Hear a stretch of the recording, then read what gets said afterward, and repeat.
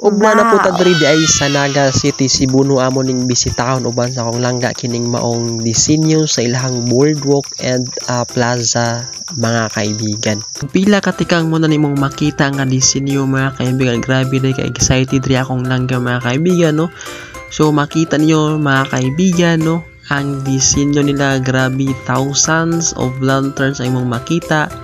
Una sa imong mga mata mga kaibigan, ugban pa ang mga disenyo no. Dire pala ning dapita sa side mga kaibigan, mo panilabot ngadto na gid sa dakong plaza og sa may boardwalk tapit kaibigan. Pero bisan pa man sa kahayag ning maong lanterns ngayong nakita karon, wa luy makalabaw sa kahayag og kaabtik sa mata sa Marites Halano Pastilan.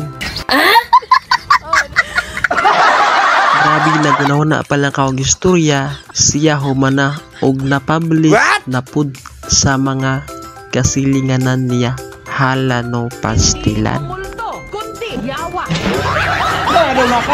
Og di pa na mismong paglakaw daring dapita kaibigan no, kay lagi among bisitahon amo lang taon og usagid kinami ning ilhang street foods daring dapita kaibigan no. So tara uban ni ninyo para makita na to, matilawan na to kung saan kalami ilang mga foods drink dapita mga kaibigan. Samtang naglakaw mi drink dapita mga kaibigan, grabe uy, ka-sweet Halano Pastilan.